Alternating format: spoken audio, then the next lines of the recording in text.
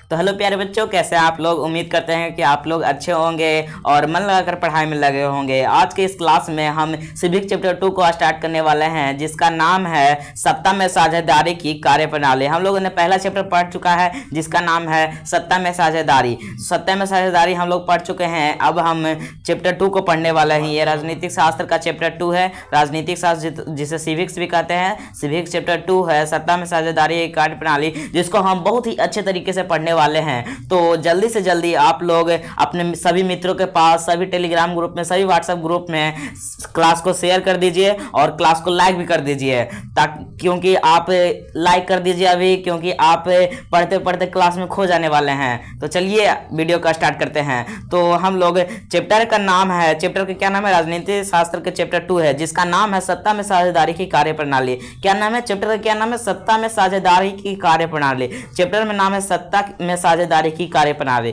तो सबसे पहले हम देखेंगे, क्योंकि चैप्टर का ही नाम है सत्ता में साझेदारी की कार्यप्रणाली, तो सबसे पहले हम देखेंगे कि सत्ता में साझेदारी क्या होता है। सत्ता में साझेदारी कहते किसे है, तो समाज के सभी वर्गों के लोगों को सरकार में हिस्सेदारी देना ही सत्ता में साझेदारी कहलाता है। समाज के जितने भी वर्ग के लोग हैं, चाहे वो हिंदू हो, चाहे वो मुस्लिम हो, चाहे वो सिख हो, चाहे वो ईसाई हो, चाहे वो लड़का हो, चाहे वो लड़की हो, सभी को सत्ता में हिस्सेदारी देना ही सत्ता में साझेदारी कहलाता है। सरकार के अंगों में सभी सत्ता में सभी जितने भी वर्गों के लोग हैं, सभी को हिस्सेदारी देना ही सत्ता में साझेदारी कहते हैं। तो यही यहाँ पे लिखा हुआ है। क्या लिखा हुआ है, क्या लिखा हुआ है, समाज के सभी वर्ग के लोगों को सरकार में हिस्सेदारी देना ही सत्ता में साझेदारी कहलाता है। समाज के सभी वर्ग के लोगों को, चाहे वो लड़का हो, चाहे वो लड़की हो, चाहे वो हिंदू हो, मुस्लिम हो, सिख हो, गुजराती हो, बिहारी हो, बंगाली हो, मराठी हो, चाहे वो जो भी, समाज के सभी वर्गों के लोगों को, समाज के सभी वर्गों के लोगों को सरकार में हिस्सेदारी देना ही सत्ता में साझेदारी कहलाता है। तो आप उम्मीद करते हैं कि आप लोग समझ गए होंगे कि सत्ता में हिस्सेदारी किसे कहते हैं। तो समाज के सभी वर्गों के लोगों को सत्ता में हिस्सेदारी देना, सत्ता में हिस्सेदारी देना ही सत्ता में साझेदारी कहलाता है। चलिए आगे देखते हैं। हम सभी चीज को टॉपिक बाय टॉपिक करके देखेंगे। तो चलिए, अब हमारा अगला टॉपिक है सत्ता का क्षैतिज वितरण किसे कहते हैं। सत्ता का क्षैतिज वितरण, सत्ता का क्षैतिज वितरण क्या होता है। तो यहाँ पे लिखा गया है, सरकार के विभिन्न अंगों के बीच सत्ता का बंटवारा एक ही स्तर पर होता है, जिसे सत्ता का क्षैतिज वितरण कहा जाता है। मतलब सरकार के विभिन्न अंग है। सरकार का विभिन्न अंग क्या क्या है, सरकार का विभिन्न अंग है। सरकार का विभिन्न अंग क्या है, पहला विधायिका है, कार्यप्रणालिका है, न्यायपालिका है, कार्यपालिका, न्यायपालिका, विधायिका जो है सत्ता के विभिन्न अंग हैं। तो सत्ता के जो सरकार के विभिन्न अंग है, तो सरकार के विभिन्न अंग क्या क्या है, विधायिका, कार्यपालिका, न्यायपालिका। तो सरकार के जितने भी विभिन्न अंग हैं, सरकार के जितने भी विभिन्न अंग हैं, सरकार के सभी विभिन्न अंगों को, सरकार के जितने भी अंग हैं, सरकार के सभी अंगों को सत्ता में एक समान अधिकार देना, सत्ता में एक समान अधिकार देना। सरकार के जितने भी सरकार के जितने भी अंग हैं, सरकार के अंग, विधायिका, कार्यपालिका, न्यायपालिका, सरकार के जितने भी अंग हैं, सबको क्या करना है, सरकार के विभिन्न अंगों के बीच सत्ता का बंटवारा, सरकार के विभिन्न अंग है ना, उनके बीच सत्ता का बंटवारा एक ही स्तर पर होता है, जिसे सत्ता का क्षैतिज वितरण कहते हैं। मतलब ये सरकार के विभिन्न अंग है ना जी, क्या है, विधायिका है, कार्यपालिका है, न्यायपालिका है, इन तीनों के बीच बंटवारा किया गया है। कैसा बंटवारा किया है, क्या किसी को ज़्यादा अधिकार दे दिया गया है, क्या किसी को कम अधिकार दे दिया गया है, नहीं, सभी को समान अधिकार दिया है, सभी को एक ही स्तर पर के बंटवारा किया है। क्या है, एक स्तर, ये सभी को एक स्तर का बंटवारा किया, सभी को एक स्तर का बंटवारा किया गया है, उसे ही सत्ता का क्षैतिज वितरण कहते हैं। वही यहाँ पे लिखा हुआ है, सत्ता का क्षैतिज वितरण क्या है। तो सत्ता का क्षैतिज वितरण, सरकार के विभिन्न अंगों के बीच सत्ता का बंटवारा एक ही स्तर का होता है, जिसे सत्ता का क्षैतिज वितरण कहा जाता है। जो कि हम यहाँ पे देख लिए डायग्राम की मदद से, सरकार के विभिन्न अंग, विधायिका, कार्यपालिका, न्यायपालिका के सभी के बीच एक ही स्तर का बंटवारा, एक ही, किसी को ज़्यादा अधिकार नहीं है, किसी को कम अधिकार नहीं है, सबको एक ही स्तर पर बांटा गया है। इसे ही हम सत्ता का क्षैतिज वितरण कहते हैं।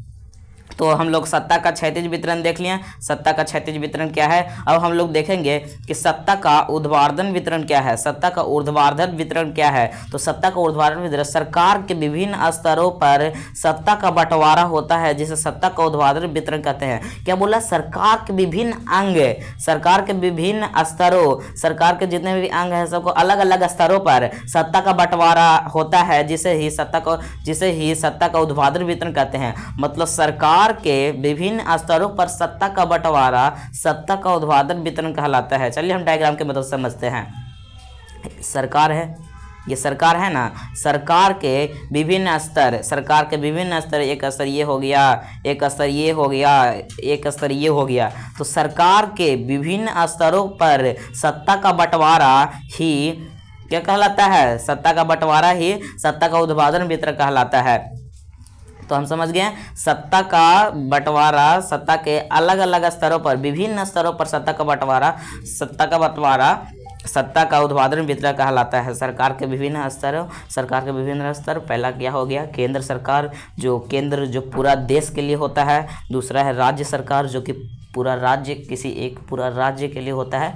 और तीसरा है स्थानीय सरकार, जो वहाँ के स्थानीय सरकार जो वहाँ पे जो रहता है उसके लिए, वो पूरे अंडर उसके आता है।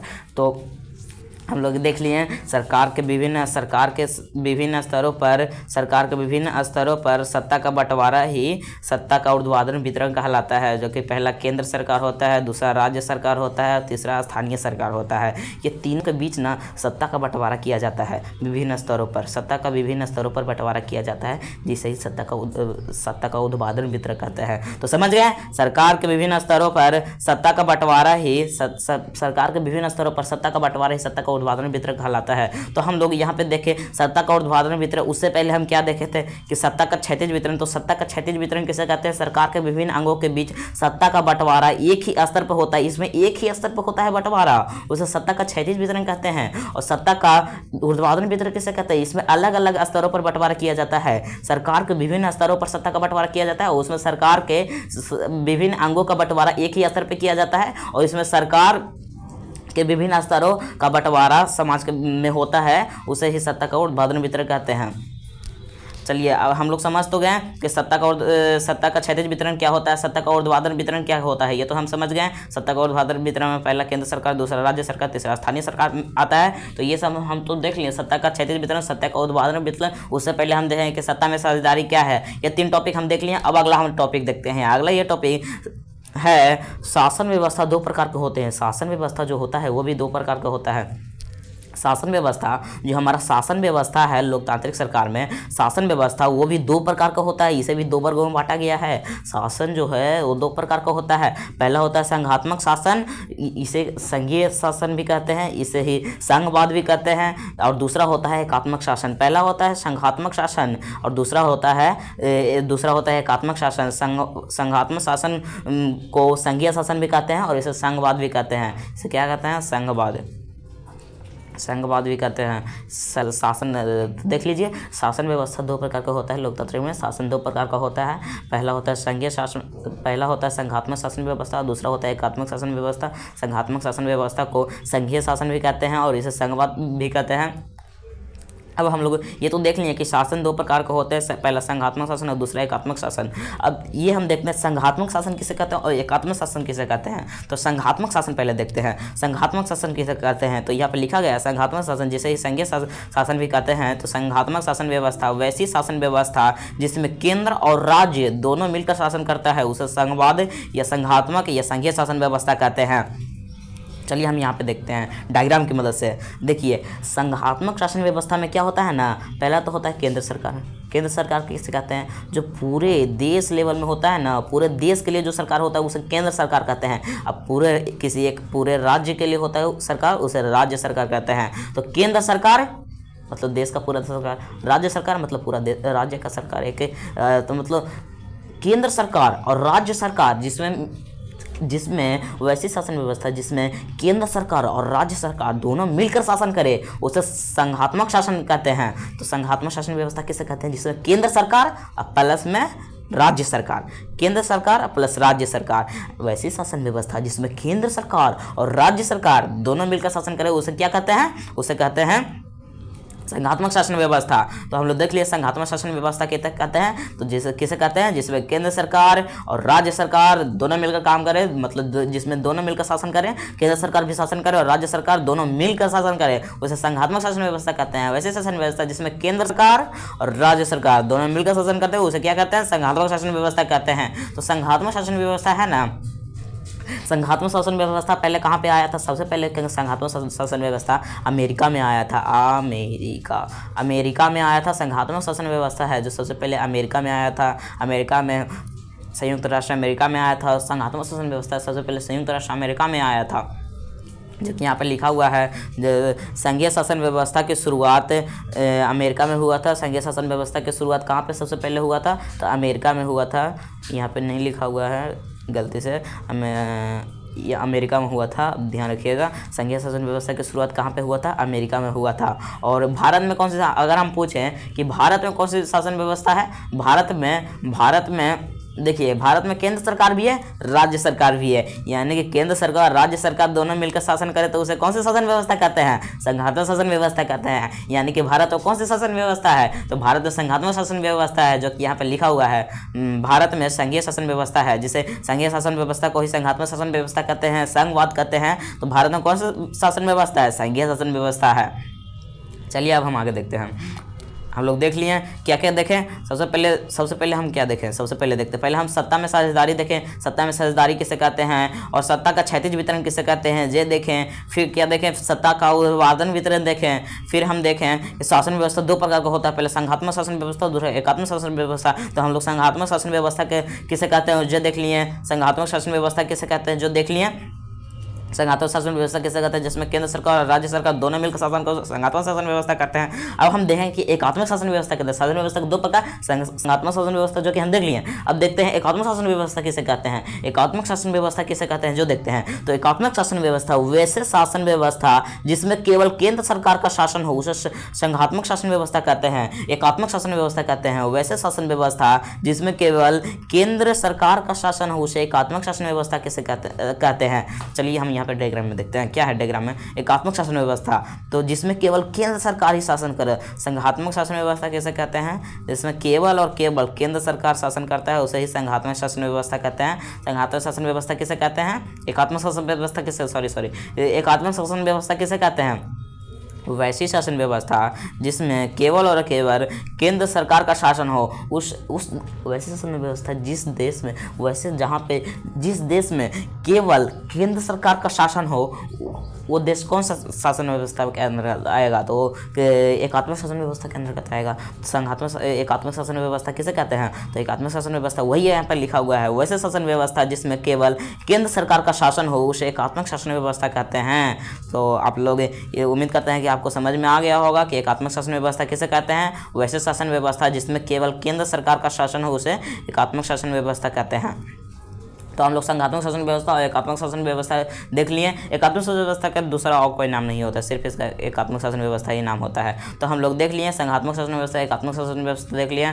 संघात्मक शासन व्यवस्था जिसमें केंद्र और राज्य दोनों मिलकर शासन करे, उसे संघात्मक शासन व्यवस्था कहते हैं। उसे ही संघीय शासन व्यवस्था भी कहते हैं और उसे संघवाद भी कहते हैं। और एकात्मक शासन व्यवस्था किसे कहते हैं, जिसमें केवल और केवल केंद्र सरकार शासन करे, उसे एकात्मक शासन व्यवस्था कहते हैं। एकात्मक शासन व्यवस्था समझ गए, जिसमें केवल और केवल केंद्र सरकार शासन करे। चलिए हम आगे देखते हैं। हम देखेंगे संघात्मक शासन व्यवस्था, उसे संघीय शासन व्यवस्था कहते हैं। तो संघीय शासन व्यवस्था भी दो प्रकार का होता है। संघीय शासन व्यवस्था हम लोग संघात्मक शासन व्यवस्था और एकात्मक शासन व्यवस्था तो देख लिए। अब देखेंगे कि संघात्मक शासन व्यवस्था भी दो प्रकार का होता है। संघीय शासन व्यवस्था भी दो प्रकार का होता है। कौन कौन, पहला प्रकार उसका होता है संघीय राज्य और दूसरा होता है संघीय सरकार। संघीय शासन व्यवस्था भी दो प्रकार का होता है, संघीय राज्य और संघीय सरकार। चलिए यहाँ पे डायग्राम में देखते हैं संघात्मक शासन व्यवस्था। यहाँ पे भी डायग्राम में वही लिखा गया है। संघात्मक शासन व्यवस्था भी दो प्रकार का होते हैं, पहला होता है संघीय राज्य और दूसरा संघीय सरकार। देखिए संघात्मक शासन व्यवस्था दो प्रकार का होते हैं। पहला क्या होता है, इसमें संघीय राज्य है और इसमें संघीय सरकार है। संघीय राज्य और संघीय सरकार। संघात्मक शासन व्यवस्था दो प्रकार का होता है, पहला संघीय राज्य और दूसरा संघीय सरकार। इसमें संघीय राज्य है, राज्य और इसमें संघीय सरकार है, संघीय सरकार, संघीय राज्य और संघीय सरकार। तो देख लीजिए संघात्मक शासन व्यवस्था दो प्रकार का होता है, संघीय राज्य और संघीय सरकार। और हम लोग देखते हैं कि संघीय राज्य किसे कहते हैं और संघीय सरकार किसे कहते हैं। तो संघीय राज्य किसे कहते हैं और संघीय सरकार किसे कहते हैं जो देखते हैं। तो देखिए संघीय राज्य मतलब क्या होता है ना, मान लीजिए जैसे कोई एक देश है, ये देश क्या है, ये अमेरिका देश है।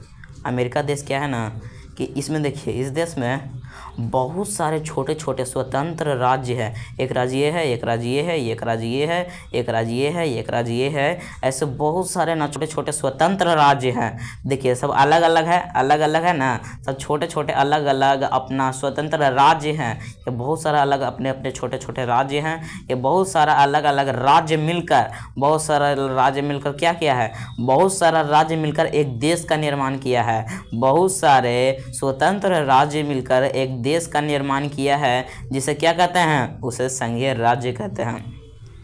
अमेरिका है, अमेरिका में क्या है, बहुत सारे छोटे छोटे राज्य हैं, बहुत सारे छोटे छोटे राज्य हैं। ये बहुत सारा छोटे छोटे राज्य आपस में मिलकर एक देश बनाते हैं, उसे क्या कहते हैं, बहुत सारे जब बहुत सारे छोटे छोटे राज्य, बहुत सारे छोटे छोटे स्वतंत्र राज्य, बहुत सारे छोटे छोटे स्वतंत्र राज्य मिलकर एक देश का निर्माण करता है, तो उसे क्या कहते हैं, संघीय राज्य कहते हैं। तो उसे क्या कहते हैं, संघीय राज्य कहते हैं। जब छोटे छोटे स्वतंत्र राज्य मिलकर एक देश का निर्माण करते हैं तो उसे क्या कहते हैं, संघीय राज्य कहते हैं, उसे संघीय राज्य कहते हैं। जैसे में अमेरिका है, अमेरिका क्या है, अमेरिका संघीय राज्य है। और हम देखते हैं भारत, जैसे में देखिए भारत क्या है, भारत क्या है, ये भारत पूरा एक देश है। भारत पहले से बटा हुआ नहीं था, भारत पहले से सब एक था। भारत एक देश है, भारत एक देश है जिसे हम लोग बहुत सारे छोटे छोटे राज्यों में विभाजित कर दिए हैं। एक देश को, भारत एक देश है जिसे हम लोगों ने छोटे छोटे राज्यों में विभाजित कर दिया है। भारत एक देश है जिसे हम लोग राज्यों में विभाजित कर, बहुत सारे अलग अलग राज्यों में विभाजित कर दिए हैं। बहुत सारे अलग अलग राज्यों में, राजस्थान, गुजरात, महाराष्ट्र, तमिलनाडु, झारखंड, बिहार, ऐसे बहुत सारा है। पूरा भारत को बहुत सारे छोटे छोटे राज्यों में विभाजित कर दिए हैं। ऐसी शासन व्यवस्था को इसे क्या कहते हैं, तो इसे कहते हैं संघीय सरकार। अगर जब बहुत सारे स्वतंत्र राज्य मिलकर एक देश का निर्माण करें तो उसे क्या कहते हैं, उसे संघीय राज्य कहते हैं। जब एक देश, पूरा एक बड़ा देश है, उसको छोटे छोटे राज्यों में विभाजित कर दिया जाता है तो उसको क्या कहते हैं, छोटे छोटे राज्यों में बांट दिया जाता है तो उसे क्या कहते हैं, संघीय सरकार कहते हैं। और जब छोटे छोटे राज्य मिलकर एक देश का निर्माण करते हैं तो क्या कहते हैं, उसे संघीय सरकार कहते हैं। तो यहाँ पे हम बताएं कि अमेरिका में जैसे कि क्या है, अमेरिका में बहुत सारे छोटे छोटे राज्य हैं जो आपस में मिलकर एक देश का निर्माण किए हैं जिसका नाम है अमेरिका।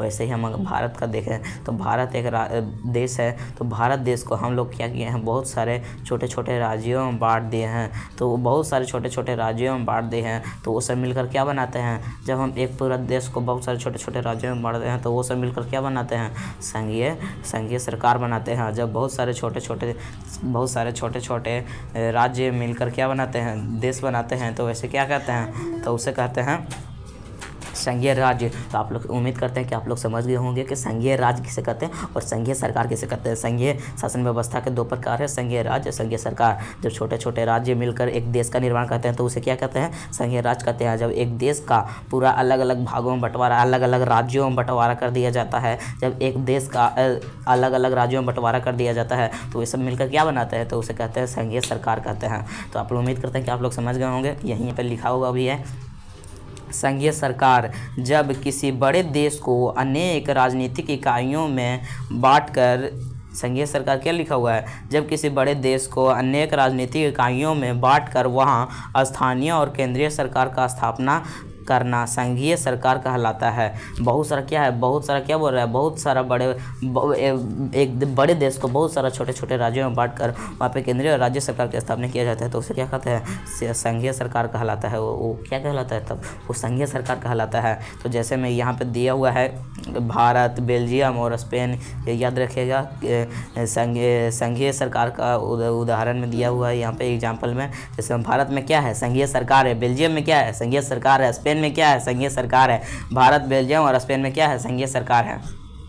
अब हम यहाँ पे ये अब लिखा हुआ है, समझ गए होंगे यहाँ पे कि संघीय राज्य किसे कहते हैं और संघीय सरकार किसे कहते हैं। यहाँ पे संघीय सरकार दिया हुआ, संघीय राज्य नहीं दिया हुआ, आपको समझा दिए हैं हम कि संघीय राज्य किसे कहते हैं और संघीय सरकार किसे कहते हैं। जब एक बड़े देश को छोटे छोटे राज्यों में विभाजित कर दिया जाता है तो वैसे में वहाँ पे मिलकर क्या बनाया जाता है, तो वो कहलाता है संघीय सरकार, संघीय सरकार कहलाता है। और जब एक छोटे छोटे देश राज्य मिलकर एक देश का निर्माण करते हैं तो उसे क्या कहते हैं, संघीय राज्य कहते हैं। चलिए अब हम देखते हैं कि संघीय शासन व्यवस्था के उद्देश्य क्या हैं। संघीय शासन व्यवस्था का उद्देश्य देखते हैं कि संघीय शासन व्यवस्था का उद्देश्य क्या है। तो संघीय शासन व्यवस्था, हम लोग संघीय शासन व्यवस्था देख लिए, संघीय शासन व्यवस्था के प्रकार देख लिए कि कौन कौन प्रकार थे, तो वहाँ प्रकार भी देख लिए, यहाँ पे देखे थे हम लोग संघीय शासन व्यवस्था के प्रकार, संघीय व्यवस्था का संघीय राज्य और संघीय सरकार। और हम लोग देखेंगे कि संघीय शासन व्यवस्था का उद्देश्य क्या क्या है। संघीय शासन व्यवस्था उसका क्या क्या उद्देश्य है, तो यहाँ पे लिखा हुआ है कि क्षेत्रीय एवं अन्य विविधताओं का आदर करना तथा राष्ट्रीय एकता एवं अखंडता की रक्षा करना और उसे बढ़ावा देना। क्या लिखा हुआ है, संघीय शासन व्यवस्था का उद्देश्य क्या क्या है। संघीय शासन व्यवस्था का उद्देश्य है क्षेत्रीय एवं अन्य विविधताओं का आदर करना, मतलब क्षेत्रीय एवं अन्य विविधता, बहुत सारे विविधताओं का सबका आदर करना, क्षेत्रीय एवं अन्य विविधताओं का आदर करना और अखंडता की रक्षा करना और उसे बढ़ावा देना। पहला क्या है, क्षेत्रीय एवं अन्य, पूरा आप साथ में इसको लिखिएगा कि क्षेत्रीय एवं अन्य विविधताओं का आदर करना और अखंडता की रक्षा करना और उसे बढ़ावा देना। अखंडता की रक्षा करना, अखंडता की रक्षा भी करना है, अखंडता की रक्षा भी करना है और उसे बढ़ावा भी देना है। अखंडता की रक्षा भी करना है, उसे अखंडता की रक्षा भी करना है और उसे बढ़ावा भी देना है। तो क्या लिखेंगे, संघीय शासन व्यवस्था का उद्देश्य क्या है, तो क्षेत्रीय अन्य विविधताओं का आदर करना और अखंडता की रक्षा करना और उसे बढ़ावा देना। क्षेत्रीय अन्य विविधताओं मतलब सभी विविधताओं के लोगों को आदर करना, सभी क्षेत्र के लोगों को आदर करना और अखंडता की रक्षा करना, भारत का जो अखंडता है उसका रक्षा करना, अखंडता की रक्षा करना और उसे बढ़ावा भी देना। अखंडता के खुद भी रक्षा करिए और दूसरों को भी बताइए कि अखंडता की रक्षा करें, दूसरों को भी बताइए, दूसरे से भी करवाइए। तो अखंडता की रक्षा भी करना है, खुद भी रक्षा करेंगे और उसे बढ़ावा भी देंगे। अखंडता की रक्षा भी करेंगे और बढ़ावा भी देंगे। तो इसमें संघीय शासन व्यवस्था का उद्देश्य क्षेत्रीय एवं अन्य विविधताओं का आदर करना, अखंडता की रक्षा करना और उसे बढ़ावा देना। चलिए हम संघीय शासन व्यवस्था का उद्देश्य देख लिए। अब हम देखेंगे संघीय शासन व्यवस्था की विशेषताएं क्या है। संघीय शासन व्यवस्था, मान लिया जाए कहेंगे कि अच्छा मान लिया जाए हमारे देश में संघीय शासन व्यवस्था है, संघीय शासन व्यवस्था है, उसकी क्या क्या विशेषताएं हैं, संघीय शासन व्यवस्था क्या क्या विशेषताएं हैं जो सभी देश के लिए कहते हैं कि संघीय शासन व्यवस्था अच्छा चीज़ है। तो इसका विशेषताएं क्या क्या है ये हम देखेंगे। तो इसके विशेषताएं में हम देखेंगे, पहला विशेषता क्या है, संघीय शासन व्यवस्था में सर्वोच्च सत्ता केंद्र सरकार और उसकी विभिन्न अनुयायी इकाइयों के बीच बंट जाती है। तो क्या है, पहला संघीय शासन व्यवस्था का उद्देश्य, संघीय शासन व्यवस्था में सर्वोच्च सत्ता किसके पास होता है, केंद्र सरकार के पास होता है। और आगे देखेंगे संघीय व्यवस्था में दोहरी सरकार होती है। संघीय शासन व्यवस्था में दोहरी सरकार होती है। पहला कौन होती है, पहला केंद्र सरकार होती है, पहला केंद्र सरकार होती है और दूसरा कौन होता है, दूसरा राज्य सरकार होती है। पहला केंद्र सरकार होती है और दूसरा राज्य सरकार होती है। तो यही यहाँ पे लिखा हुआ है कि संघीय शासन व्यवस्था में दोहरी सरकार होती है। एक केंद्र स्तर की सरकार होती है जिसके अधिकार में क्षेत्र एवं राष्ट्रीय महत्व के विषय होते हैं। दूसरे स्तर पर प्रांतीय या क्षेत्रीय सरकार होते हैं जिनका आधार क्षेत्र में स्थानीय महत्वपूर्ण विषय आता है। पहला केंद्र सरकार होते हैं और दूसरा क्षेत्रीय सरकार होते हैं। यहाँ पे इसका विशेषताएं, उससे जो भी विशेषताएं हैं आप यहाँ पे लिख सकते हैं। अगर क्वेश्चन दे देगा बिहार बोर्ड में कि संघीय शासन व्यवस्था की विशेषताएं क्या हैं, तो ये भी आप लिख सकते हैं कि संघीय शासन व्यवस्था के में सर्वोच्च व्यवस्था में सर्वोच्च शासन व्यवस्था में सत्ता का केंद्र सर्वोच्च कहाँ पे रहता है, सबसे ज़्यादा सर्वोच्च शक्ति सबसे ज़्यादा यहाँ पे केंद्र सरकार के पास रहता है। और दूसरा लिख सकते हैं संघीय शासन व्यवस्था में दोहरी शासन व्यवस्था होती है। पहला केंद्रीय सरकार और दूसरा क्षेत्रीय सरकार होती है। केंद्रीय सरकार में केंद्र से मतलब पूरा देश में जो है वो पूरा उसके अधिकार में आता है और क्षेत्रीय सरकार मतलब उसके क्षेत्र में जो चीज़ है वो सब उसके अधिकार में आता है। तो हम लोग देख लिए। चलिए अब हम लोग आगे देखते हैं। प्रत्येक स्तर की सरकार अपने क्षेत्र में स्वायत्त होती है, अपने अपने कार्यों के लिए लोगों के प्रति जवाबदेही होते हैं। प्रत्येक स्तर की सरकार क्षेत्र में स्वायत्त होती है, अपने अपने कार्यों के लिए लोगों के प्रति जवाबदेही। मान लीजिए केंद्र सरकार है, केंद्र सरकार है केंद्र सरकार का अपना अधिकार होता है, इसका अपना अधिकार होता है, ये अपना अलग काम करता है, ये अपना अलग काम करता है। तो ये जो काम करेगा ये अपने लिए, अपने लोगों के लिए जवाबदेह होता है, ये भी होता है। और स्थानीय सरकार मतलब क्षेत्रीय सरकार, तो क्षेत्रीय सरकार क्या होता है? क्षेत्रीय सरकार का अलग काम होता है, ये भी अपने कामों के लिए उत्तरदायी होता है। तो बात करते हैं, आप समझ गए होंगे। अब आगे देखते हैं, अलग अलग स्तर की सरकार एक ही नागरिकों के समूह पर शासन करता है। मतलब समझिए, अलग अलग केंद्र की सरकार, मतलब देखिए, एक केंद्र सरकार है ना जी, जो पूरा भारत के देश के लोगों के लिए होता है। एक होता है राज्य सरकार होता है, एक केंद्रीय सरकार होता है। तो राज्य सरकार यहाँ पे नहीं दिख रहा होगा, राज्य सरकार होता है, एक केंद्रीय सरकार होता है। तो एक केंद्र सरकार होता है, राज्य सरकार होता है। केंद्र सरकार होता है जब पूरा देश के लिए होता है, राज्य सरकार एक राज्य के लिए होता है। तो केंद्र सरकार भी है, राज्य सरकार भी, क्या लिखा हुआ है? अलग अलग स्तर। केंद्र सरकार भी हमारे ऊपर ही शासन करता है और राज्य सरकार भी हमारे ऊपर ही शासन करता है। तो यही यहाँ पर लिखा हुआ है, केंद्र सरकार भी हमारे ऊपर शासन करता है, राज्य सरकार भी हमारे ही ऊपर शासन करता है। तो यही यहाँ पर लिखा हुआ है, अलग अलग स्तर की सरकार, केंद्र सरकार अलग स्तर के, राज्य सरकार अलग स्तर की है। तो अलग अलग स्तर की सरकार एक ही नागरिक समूह पर शासन करती है। चलिए अब आगे बढ़ते हैं, आगे देखते हैं क्या लिखा हुआ है। आगे लिखा हुआ है, नागरिकों की दोहरी पहचान एवं निष्ठाएं होती है, वे अपने अपने क्षेत्र के भी होते हैं और अपने राष्ट्र के भी होते हैं। जैसे मैं आपसे अगर पूछा जाए कि आप क्या हैं, तो आप बोलेंगे कि हम तो बिहारी हैं। आप ये भी बोल सकते हैं कि हम भारतीय हैं। आप भारतीय भी है, आप बिहारी भी है, मतलब आप राष्ट्र के भी हैं और अपने राज्य के भी हैं। तो यही यहाँ पे लिखा हुआ, नागरिकों की दोहरी पहचान होती है। आप ये भी कह सकते हैं हम बिहारी हैं। आपका पहचान पहला क्या है कि आप बिहारी हैं, दूसरा क्या है, आप पहला तो अथी हो गया कि हम भारतीय है, दूसरा पहचान क्या है कि हम बिहारी भी हैं। तो वही नागरिकों की दोहरी पहचान होती है। वो अपने क्षेत्र के भी होते हैं और राष्ट्र के भी होते हैं। वही यहाँ पे लिखा हुआ, अपने राज्य के भी होते हैं, क्षेत्र के भी होते हैं और अपने राष्ट्र के भी होते हैं, मतलब अपने देश के भी होते हैं। तो ये चलिए अब आगे देखते हैं, आगे क्या लिखा हुआ है। विभिन्न स्तरों के सरकारों के अधिकार संविधान में स्पष्ट रूप से लिखे रहते हैं, इसलिए यह दोनों सरकारों के अधिकारों और शक्तियों के मूल स्रोत क्या होता है? मतलब एक है क्या, केंद्र सरकार को भी शक्ति कहाँ से मिलता है? केंद्र सरकार को भी शक्ति के स्रोत क्या है? संविधान है। इसका भी संविधान है, इसका भी शक्ति के स्रोत क्या है? संविधान है। और इसका और क्षेत्रीय सरकार का भी शक्ति का स्रोत क्या है? क्षेत्रीय सरकार का शक्ति का स्रोत क्या है? क्षेत्रीय सरकार का भी शक्ति का स्रोत संविधान ही है। वही लिखा हुआ है कि विभिन्न स्तरों की सरकार, केंद्र सरकार, राज्य सरकार, विभिन्न स्तरों की सरकार, मतलब केंद्र सरकार विभिन्न स्तर के, ये भी अलग स्तर के, ये भी अलग है। वही विभिन्न स्तरों के सरकारों के अधिकार संविधान में स्पष्ट रूप से, इसका भी अधिकार के बात संविधान में लिखा हुआ है, इसका भी अधिकार के बात संविधान में लिखा हुआ है, लिखे रहते हैं। इसलिए यह दोनों सरकारों के अधिकार और शक्तियों का मूल स्रोत, ये दोनों स्तर की सरकारों का शक्ति का मूल स्रोत क्या होता है? संविधान ही होता है। चलिए आगे देखते हैं।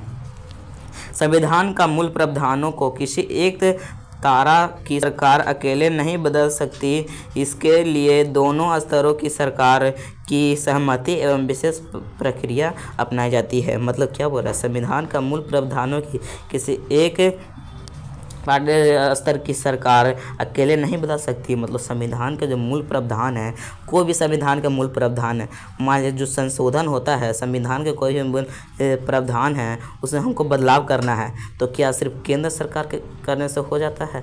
केंद्र सरकार बोल देगा कि ठीक है इसमें हम बदलाव कर देते हैं, केंद्र सरकार के सिर्फ बोलने से नहीं ना होगा, उसमें राज्य सरकार को क्षेत्रीय सरकार भी बोलेंगे, क्षेत्रीय सरकार भी बोलेंगे।